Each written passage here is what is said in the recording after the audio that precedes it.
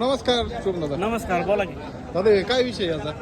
विषय असा आहे, म्हशीचा आहे ना बच्चा मेलेला आहे. हा बच्चा मेला तर आम्ही त्याचं भूत तयार करतो बच्चा मेल्याच्या नंतर. आणि मग तेव्हा ते भूत तयार केल्याच्या नंतर मग त्याच्या वासाने ती दूध देत असते व्यवस्थित. मित्रांनो बघू आणि शकता. तिला मी ना एक हप्ताभर सांभाळली. हा. हप्ताभर गोट्या ठेवून एकदम आरामशीर एकदम दुधावर आणली आणि मग आज सेल केली आपण बाजारात. कुठे दिली दादा ही पैठणला दिलेली.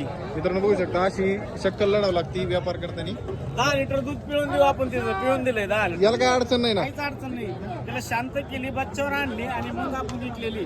आता म्हणजे- हप्ताभर तिला पुसली घरी मग विकली आपण. आता याला तर ती बाच्चा समजते. हा, यालाच बच्चा समजा. बघू शकता मित्रांनो अशी शक्कल लावली सोमदादानी आणि हे सर्वच करते जातो व्यापारात. हा, करतात.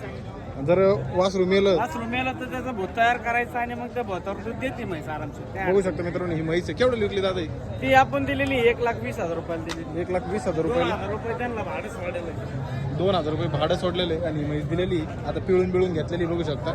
म्हैस एकदम मोठ्या मापाची आता या म्हशीच्या मध्ये त्याच्यामुळे कळून आहे ना. तर दादा आपला कॉन्टॅक्ट नंबर? माझा नंबर 78 23 850 332.